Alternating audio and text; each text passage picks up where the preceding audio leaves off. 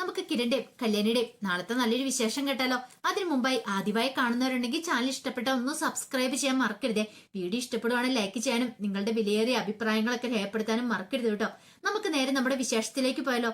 അങ്ങനെ നാളത്തെ വിശേഷത്തില് കല്യാണി മുറിയിൽ ഇങ്ങനെ ഓരോന്നൊക്കെ ആലോചിച്ചോണ്ടിരിക്കുമ്പോഴത്തേന് കിരൺ അങ്ങോട്ടേക്ക് വന്നു. കിരൺ വന്നിട്ട് പറഞ്ഞു, അല്ല എന്താ കല്യാണി, നീ എന്താ ആലോചിച്ചോണ്ടിരിക്കണേ? ഒന്നുമില്ല കിരണേട്ടാ, ഞാൻ ചിന്തിച്ചത് അമ്മയെ കുറിച്ചായിരുന്നു പറയാ. ഇനി എന്തിനാ നീ ഓരോന്നൊക്കെ ഓർത്ത് ടെൻഷൻ അടിക്കണ്ടേ? ഇപ്പൊ അമ്മയുടെ ആത്മാവിന് ഉറപ്പായിട്ട് ശാന്തി കിട്ടും. ഇത്രയും നാളത്തെ നിന്റെ കാത്തിരിപ്പിനൊടുവിൽ അത് സംഭവിച്ചില്ലെന്ന് ചോദിക്കാം. അത് ശരിയാ കിരണേട്ടാ, പക്ഷെ എനിക്ക് എന്റെ അമ്മയെ തിരികെ കിട്ടില്ലല്ലോ. അത് ശരിയാ, പക്ഷെങ്കില് നിനക്ക് തന്ന വാക്ക് ഞാൻ പാലിച്ചു. എനിക്കൊരാഗ്രഹം മാത്രം ഇപ്പൊ ഉണ്ടായിരുന്നുള്ളൂ, എന്റെ ജീവൻ കൊടുത്തിട്ടാണെങ്കിൽ അവന്റെ ജീവൻ എടുക്കണം എന്നുള്ള. അങ്ങനെ ഒടുവിൽ അത് സംഭവിച്ചില്ലേ? കല്യാണി പറഞ്ഞു, അതെ, എങ്ങനെ നന്ദി പറയണമെന്ന് എനിക്കറിയില്ല. നന്ദി പറയാന് എന്നോടോ? ഒരുപക്ഷെ അവനെ കിട്ടിയില്ലായിരുന്നെങ്കിൽ എനിക്ക് സഹിക്കാൻ പറ്റില്ലായിരുന്നു. അത് മാത്രമല്ല, അവൻ എങ്ങാനും രക്ഷപ്പെട്ടു പോയായിരുന്നെങ്കിലോ? അപ്പോഴേക്ക് കിരൺ പറഞ്ഞു, അങ്ങനെ രക്ഷപ്പെട്ടു പോയാൽ ഞാൻ വെറുതെ ഇരിക്കുന്നാണ് നീ ഓർക്കുന്നേ? ഒരിക്കലും ഇല്ല. കാർത്തികയുടെ കല്യാണം വരാൻ പോയല്ലേ, നീ ഇങ്ങനെ വിഷമിച്ചിരുന്നിട്ടുണ്ടെങ്കിൽ അവർക്കും ഭയങ്കര ബുദ്ധിമുട്ടാവും. ഇനിയിപ്പം നീ പഴയതുപോലെ തന്നെ ഊർജിതമായിട്ട് ഇറങ്ങണം. അമ്മയുടെ കാര്യത്തെക്കുറിച്ച് ചിന്തിക്കുക പോലും വേണ്ട. ഇപ്പൊ അമ്മയുടെ ആത്മാവിന് ഉറപ്പായിട്ട് ശാന്തി കിട്ടിക്കണം. അപ്പോഴേക്കും കല്യാണം വെച്ച്, അല്ല അച്ഛനെ അമ്മയൊക്കെ വിളിച്ചു പറഞ്ഞു. ഇല്ല, വിളിച്ചു പറയണമെന്ന് പറയണം. അങ്ങനെ കിരണ ചന്ദ്രസേനെ വിളിച്ചു. ചന്ദ്രസേനെ വിളിച്ച് സന്തോഷ വാർത്ത അറിയിക്കുകയാണ്. അത് കേട്ട് കഴിഞ്ഞപ്പോ ചന്ദ്രസേന പറഞ്ഞു, സത്യമാണോ മോനെന്ന് ചോദിക്കണം. അതെ, ശരി ശരി, എന്നാ ഞങ്ങൾ അങ്ങോട്ടേക്ക് വരാന്ന് പറയണ. അങ്ങനെ കോള് കട്ട് ചെയ്തിട്ട് ചന്ദ്രസേൻ നേരെ രൂപയുടെ അടുത്തിന്നിട്ട് പറഞ്ഞു, അവനുണ്ടല്ലോ ഗംഗാപ്രസാദ്, അവന്റെ കാര്യത്തിലൊരു തീരുമാനമായെന്ന് പറയണേ. തീരുമാനമായോ? അവനെ പോലീസ് പിടിച്ചോ? പോലീസല്ല, നമ്മുടെ മോന് അവനെ ശരിയാക്കിയിട്ടുണ്ട്.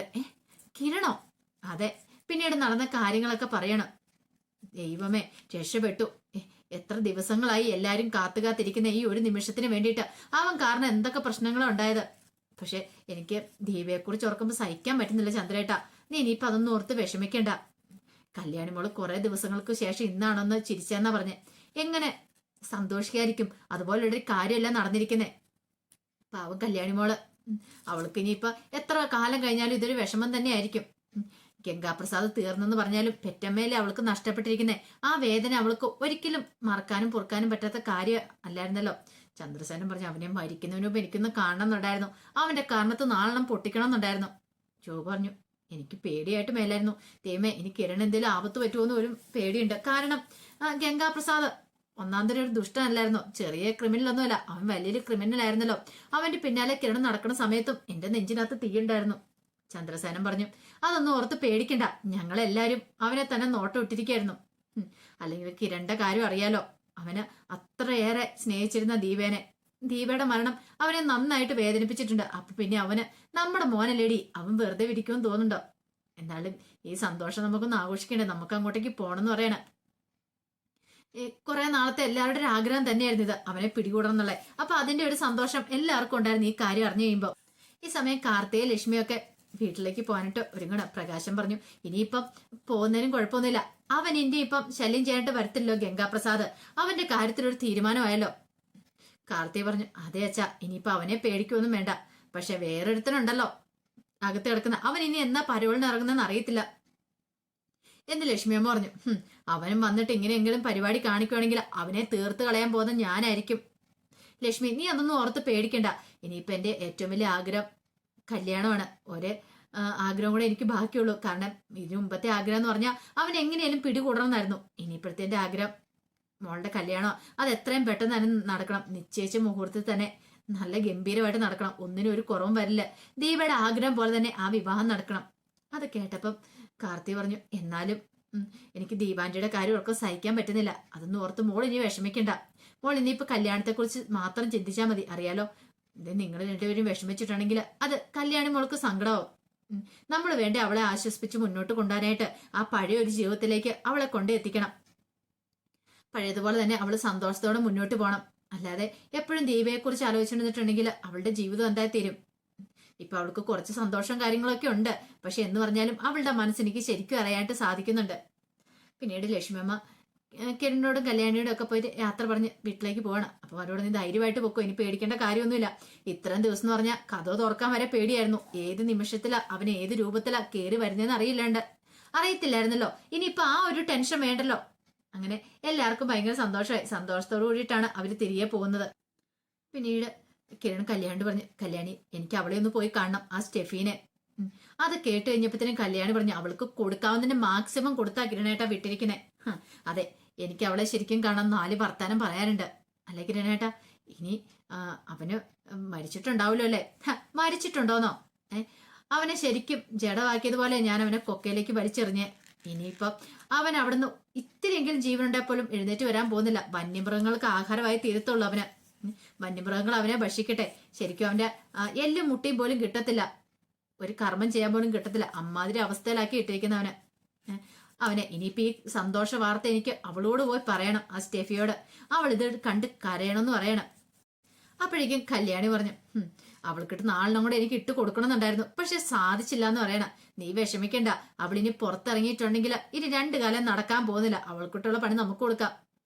എനിക്ക് എൻ്റെ അമ്മയുടെ മുഖം ഓർമ്മ വരുന്നേ, അവൾക്കിട്ടും കൊടുക്കണം. പിന്നെ ഉണ്ടല്ലോ ജയിലിൽ കിടപ്പ് 1-2 അംഗങ്ങൾ ഉണ്ടല്ലോ, അവരെന്തായാലും പുറത്തിറങ്ങിക്കുമ്പോൾ ഇതുമാതിരി തരികട പരിപാടിയായിട്ട് ഇറങ്ങുവാണെങ്കിൽ ഇനി ഞാൻ ഒന്നിനെ ഞാൻ വെറുതെ വിടാൻ പോകുന്നില്ല കല്യാണി, എന്ത് ചെയ്യണമെന്ന് എനിക്കറിയാം. അതൊക്കെ പറഞ്ഞിട്ടാണ് കിരൺ സ്റ്റെഫിയെ കാണാനായിട്ട് അങ്ങോട്ട് പോകുന്നത്. അങ്ങനെ സ്റ്റെഫിയെ കാണുന്ന സമയത്ത് സ്റ്റെഫി ആണെങ്കിൽ രൂക്ഷമായിട്ട് കിരണിനെ തന്നെ നോക്കുകയാണ്. സ്റ്റെഫി ഒരിക്കലും പ്രതീക്ഷയില്ല തന്നെ കാണാൻ വരുന്ന കിരണാന്നുള്ള കാര്യം. ആ ഒരു പ്രതീക്ഷയില്ലായിരുന്നു. കിരൺ വന്നു കഴിഞ്ഞപ്പോൾ തന്നെ സ്റ്റെഫിക്ക് കാര്യങ്ങൾ ഏകദേശം പിടികിട്ടി. ഗംഗയുടെ കാര്യത്തിലൊരു തീരുമാനമായിരുന്നു. അങ്ങനെ സ്റ്റെഫിയെ കണ്ടു കഴിഞ്ഞപ്പോഴത്തേനും കിരൺ പറഞ്ഞു, കൃത്യസമയത്ത് തന്നെ നിങ്ങൾ ക്ഷേത്രത്തിലേക്ക് വന്നേ, അതെന്താണല്ലോ എനിക്ക് നല്ലതായി. പിന്നെ നിന്റെ ആ കാമോനുണ്ടല്ലോ ഗംഗാപ്രസാദ്, നിന്റെ ശരിക്കുള്ള പേരനാടി എന്നൊക്കെ ചോദിച്ചപ്പോഴത്തേനും ഒന്നും മിണ്ടാതെ അവള് നിൽക്കുക. ഇനിയിപ്പൊ എന്ത് തന്നെ ആണെങ്കിലും അതൊന്നും എനിക്ക് പ്രശ്നമുള്ള കാര്യമില്ല. അവനിപ്പോ അങ്ങ് പരലോകത്ത് എന്നിട്ടുണ്ട്. ഇത് കേട്ടപ്പോ സ്റ്റെഫി ഒന്ന് ഞെട്ടി. എന്ത് പറ്റിയിട്ട് നിനക്കൊരു ഞെട്ടല്? മറ്റുള്ളവരെ കൊന്നു തള്ളുമ്പോ ഓർത്തില്ലല്ലേ എന്നെങ്കിലും ഒരിക്കലും ഇങ്ങനെ വിധിയാ കിട്ടാൻ പോന്നേന്ന്. എടി ഒന്ന് വല്ലേലും നീ ഒരു നല്ല പെണ്ണല്ലേടി, നിനക്ക് അവനെ പോലുള്ള ഒരുത്തന്റെ കൂടെ നടന്ന് ഇങ്ങനെ ആവേണ്ട വല്ല കാര്യം ഉണ്ടായിരുന്നോ? നല്ലൊരു ജീവിതം കൊണ്ട് കളഞ്ഞു കുടിച്ചില്ലേടി എന്ന് ചോദിക്കണം. അപ്പോഴേക്കും സ്റ്റെഫി പറഞ്ഞു, നീ എന്താണ് ചെയ്തേ? എന്റെ ഗംഗ എന്താ ചെയ്തേന്നോ? ഇനിയിപ്പൊ ചെയ്യാനൊന്നും ബാക്കിയില്ലടി. കൊടുങ്കാട്ടി കിടന്ന് അവന് വന്യമൃഗങ്ങൾക്ക് ഇരയായി കാണുമായിരിക്കും. അവനെ ഞാൻ അങ്ങോട്ട് തീർത്ത് കളഞ്ഞു. എന്റെ അമ്മയെ കൊന്നവനെ പിന്നെ ഞാൻ എന്താടി പൂവിട്ട് പൂജിക്കണോന്ന് ചോദിച്ചു. സ്റ്റെഫി ഇങ്ങനെ നോക്കി പല്ലിറുമാണ് കിരണിനെ. കിരൺ പറഞ്ഞു, ഒരു കാര്യം ഞാൻ പറഞ്ഞേക്കാം, ഇനിയിപ്പൊ നീ ഇവിടുന്ന് പരോളിന് ഇറങ്ങിയാലും നിന്റെ മേലെ എപ്പോഴും എൻ്റെ ഒരു നിരീക്ഷണം ഉണ്ടായിരിക്കും.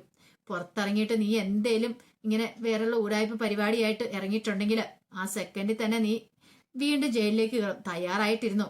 അറിയാലോ, ഇനി ഞങ്ങളെ നേർക്കെങ്ങാനും വന്നോണ്ടല്ലോ നിന്നെ മിച്ചം വെച്ചേക്കില്ല. നിന്റെ കാമുകൻ ഗംഗാപ്രസാദിന്റെ അവസ്ഥ തന്നെയായിരിക്കും നിനക്ക് സംഭവിക്കാൻ പോന്നെ.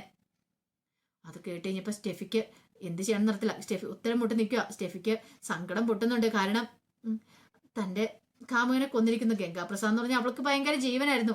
അതുകൊണ്ടാണല്ലോ അവൻ ഇത്രമാത്രം ക്രൂരത കാണിച്ചിട്ടും അവൾ അവനോടൊപ്പം തന്നെ നിന്നത്. ഗംഗാപ്രസാദ് പറഞ്ഞാൽ വേണമെങ്കിൽ നീ പൊയ്ക്കോ, എന്റെ അവസ്ഥ എന്താന്ന് പറയാൻ പറ്റില്ലെന്ന്. പക്ഷെ സ്റ്റെഫി പിന്മാറാനായിട്ട് കൂട്ടാക്കില്ല. സ്റ്റെഫി പറഞ്ഞു, എന്ത് വന്നാലും ഞാൻ നിന്നോടൊപ്പം ഉണ്ടെന്ന്. അങ്ങനെ അവൾ അകത്താവുകയും ചെയ്തിരിക്കുന്നേ. പിന്നീട് കിരൺ പറഞ്ഞു, ഇനി മേലാല് ഞങ്ങളുടെ കോമ്പൗണ്ടിലേക്ക് ഞങ്ങളുടെ പിന്നാലെ വന്നാലുണ്ടല്ലോ പിന്നെ നീ ജീവനോടെ ഭൂമി കാണത്തില്ല, ഇത് നിനക്ക് അവസാനത്താക്കിയതാ എന്നൊക്കെ പറഞ്ഞിട്ടാണ് കിരൺ അങ്ങോട്ടേക്ക് പോകുന്നത്. സ്റ്റെഫി ഇടിവെട്ടേറ്റ പോലെ നിൽക്കുകയാണ്. സ്റ്റെഫിയുടെ എല്ലാ പ്രതീക്ഷകളും തറന്നുപോയി. ഗംഗ മരിച്ചെന്ന് അറിഞ്ഞു കഴിഞ്ഞപ്പോൾ തന്നെ അവൾ ആകെപ്പാടെ തകർന്നു പോയിട്ടുണ്ടായിരുന്നു. അതേ സമയത്ത് രാഹുലിന്റെ വിക്രത്തിന്റെ അടുത്തേക്ക് വാർഡനങ്ങ് ചെല്ലുവാണ്. വാർഡൻ ചെന്നിട്ട് പറഞ്ഞു, നിന്റെയൊക്കെ ഒരു കൂട്ടാളി ഉണ്ടായിരുന്നല്ലോ ഗംഗാപ്രസാദ്, അവന്റെ കാമുകയുണ്ടല്ലോ സ്റ്റെഫി, അവളെ ഇവിടെ അറസ്റ്റ് ചെയ്ത് കൊടുത്തിട്ടുണ്ട്. അറസ്റ്റ് ചെയ്ത് കൊടുത്തിട്ടുണ്ടെന്നോ? അതെ, അറസ്റ്റ് ചെയ്ത് അവള് ലോക്കപ്പിലായി. ഇനിയിപ്പൊ അവനെയും കൂടെ കിട്ടാനുള്ള ആ ഗംഗയെ അത് മിക്കവാറും കിരൺ തീർത്ത് കാണുമായിരിക്കും. അങ്ങനെ സംഭവിക്കുമോ? കിരണിന്റെ കൈ കിട്ടിയ അവന്റെ അന്ത്യ ഏകദേശം അടുത്ത് കാണും. അവനിപ്പൊ തീർന്ന് കാണുമായിരിക്കും. പക്ഷെ അവനെ കുറിച്ചുള്ള വിവരം കിട്ടിയിട്ടില്ലോ, ഗംഗയുടെ ബോഡിയും കാര്യങ്ങളൊന്നും കിട്ടിയിട്ടില്ലോ. അതുകൊണ്ട് പോലീസുകാർക്കാളൊന്നും തർപ്പിച്ച് പറയാൻ പറ്റില്ല. ഇനിയിപ്പൊ അവനെ പ്രതീക്ഷിച്ച് നിങ്ങൾ ഇരിക്കണ്ടെന്ന് പറയണം. അതും പറഞ്ഞിട്ട് അയാൾ അങ്ങോട്ട് പോയി കഴിഞ്ഞപ്പോ വിക്രം ചോദിച്ചു, അല്ല ശരിയാണോ അങ്കിളെ, കിരൺ അങ്ങനെ അവനെ തീർത്ത് കാണോ? അങ്ങനെയൊന്നും വരാൻ വഴിയില്ലടാ. ഗംഗാപ്രസാദിനെ കുറിച്ച് നമുക്ക് അറിയാവുന്നല്ലേ, ഒരിക്കലും അങ്ങനെയൊന്നും സംഭവിക്കാൻ പോകുന്നില്ല. അവൻ എന്താളും പിടിച്ചു നിൽക്കും, അവനെ പെട്ടെന്നൊന്നും തോൽപ്പിക്കാൻ പറ്റില്ല. അപ്പോഴേക്കും വിക്രം പറഞ്ഞു, എനിക്ക് നല്ല സംശയമുണ്ട് അങ്കിളെ, എങ്ങാനും ഗംഗാപ്രസാദിന്റെ കാര്യം തീർന്നോന്ന്. കാരണം ഗംഗാപ്രസാദ് തീർന്നു പോയിട്ടുണ്ടെങ്കിൽ ഇവരുടെ ബലം കൈ പോയതുപോലെയാണ്. പിന്നെ ഇവർക്ക് തനിച്ച് എന്ത് ചെയ്യാനായിട്ട് പറ്റും? ഈ പറയുന്ന വിക്രം പറഞ്ഞാലും വിക്രത്തിന് അധികം ഒന്നും ചെയ്യാൻ പറ്റില്ലെന്ന് വിക്രത്തിന് തന്നെ അറിയാം. ഇത് കേട്ടോണ്ടാണ് മനോഹർ അങ്ങോട്ട് വന്നേ. മനോഹർ പറഞ്ഞ്, കണ്ടില്ലേ, ഒടുവിൽ സംഭവിച്ചു കണ്ടോ, ഇതൊക്കെ തന്നെ ആയിരിക്കും വിക്രം നീയൊക്കെ പുറത്തിറങ്ങി ഇതുപോലെ ക്രൂരത ചെയ്യാൻ ഇറങ്ങിയിട്ടുണ്ടെങ്കിൽ അവസാനം നിനക്കൊക്കെ തന്നെ നല്ല പണി കിട്ടുമെന്ന് പറയണം.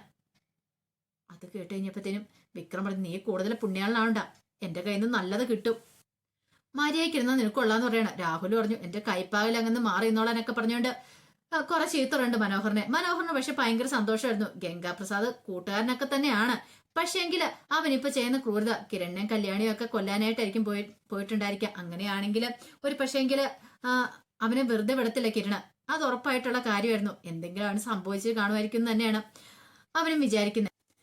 പിന്നീട് സ്റ്റെഫിയെ കണ്ടിട്ട് കിരൺ വീട്ടിലേക്ക് വരുന്നുണ്ട്. വീട്ടിലേക്ക് വന്നതിന് ശേഷം കല്യാണിയോടൊക്കെ സ്റ്റെഫിയെ കുറിച്ചൊക്കെ പറഞ്ഞതിന് ശേഷം പറഞ്ഞു, എത്രയും പെട്ടെന്ന് തന്നെ കാർത്തികയുടെ കല്യാണത്തിന് വേണ്ടുന്ന ഒരുക്കങ്ങളൊക്കെ നടത്തണമെന്ന് പറയാണ്. ഇനിയിപ്പോൾ അതിനൊരു കുറവും വരുത്താതെ ബാക്കി കാര്യങ്ങളൊക്കെ ചെയ്യാനായിട്ട് അവർ തീരുമാനിച്ചു. അപ്പൊ അതിന്റെ വിശേഷങ്ങളൊക്കെയാണ് നമ്മൾ കാണാൻ പോകുന്നത്. ആ വിശേഷങ്ങൾക്കായി നമുക്ക് എല്ലാവർക്കും കാത്തിരിക്കാട്ടോ. ഒരിക്കൽ കൂടി എല്ലാവർക്കും ശുഭരാത്രി നേർന്നോടെ നിർത്തുന്നു.